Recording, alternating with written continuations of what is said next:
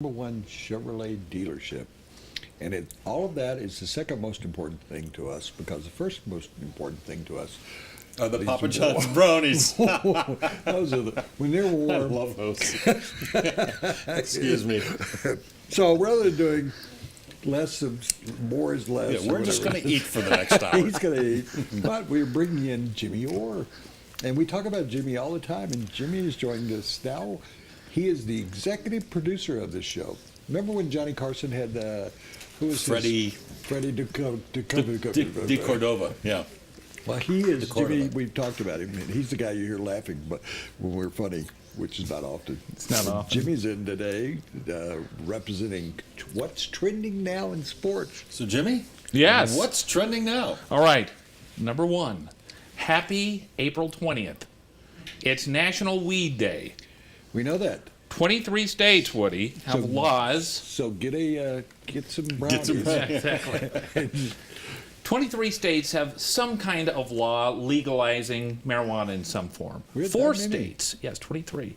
Four, including Colorado, of course, have legalized it for recreational use.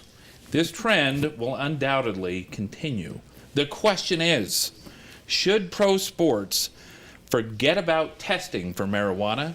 Should they just drop it? Yes or no, and why? No, they shouldn't. Because it does alter you.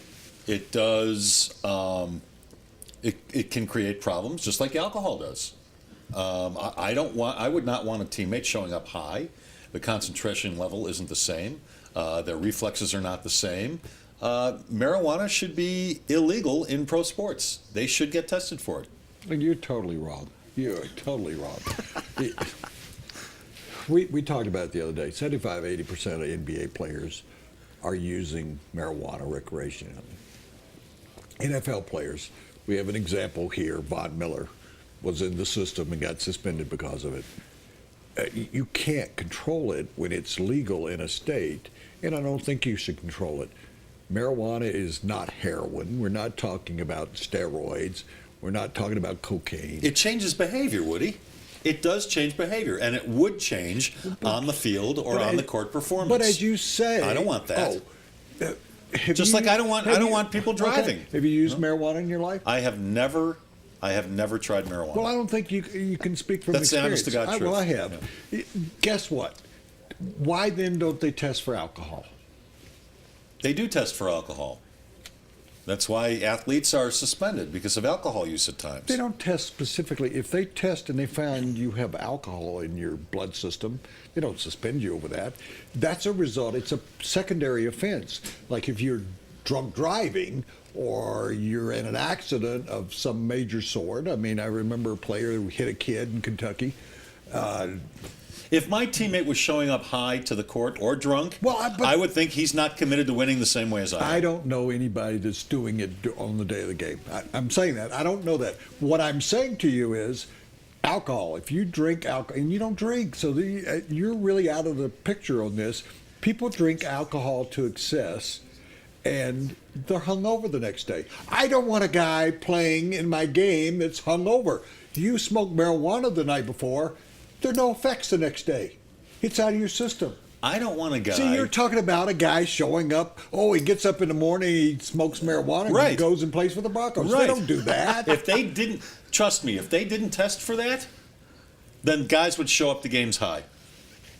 They would. Plus, that makes no sense to me. There'd be Cheeto marks all over the football. They're testing. They're testing before the game, right after the game. I didn't say. Well, sometimes they test after games. Well, it's random. Marijuana you never know when you're going to get system tested for weeks and weeks and weeks. I don't want it. Okay, advantage Woody. Number two. Thank you. That's You're going to be the judge too. Yeah. Okay. Who are you, Tony Reale? Well, I'm just saying. Okay. Woody won that one. All right, number two. Broncos beat writer Troy Rink. You read his article today about Cody Latimer. He said there was so much promise about Cody going into his rookie season. Then all of a sudden, he's a ghost. 2 catches, 23 yards. Now, there's optimism again. Question is, will he live up to his potential? Yes or no? Doug Moe said potential means you're not any damn good right now. Will he live up to his potential? Everybody expects him to be a good receiver. He was drafted in the second round. Not this year. I think what was alarming in that system is he said, I'm just now figuring out the offensive system. Well, they've changed the offensive system. They're going to spread the catches around. Is he going to live up to? I could see him being a guy who catches 3 touchdown passes, a couple of long passes. I told you I'd rather put him in the slot because you don't have to really know as much in the slot. And I don't know whether that makes sense, but in the slot you're lining up inside and you're going over the middle.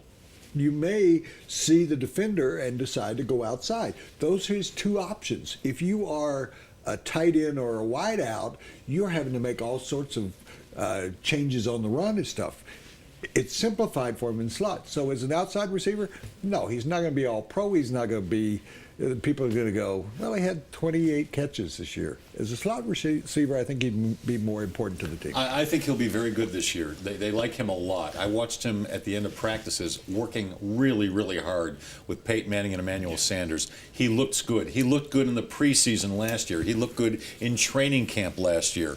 They didn't use him as much as they could have or should have.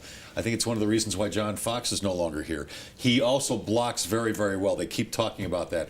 I think given the opportunity to make plays, he'll make plays. But as Woody said, he's not going to have 90 catches because they do have a deep stable of receivers and tight ends, and Peyton does like to spread the ball around. And they're going to run more often. And they're going to run more often. And he's going to be the third point. option. Yep. So, okay.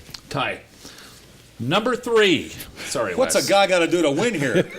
Well, let's see what happens on number 3. You could have this one. You can go first. A woman in Texas, Molly Schuler, competitive eater, broke a 54-year record by eating 3 72-ounce steaks in less than 20 minutes. Wow.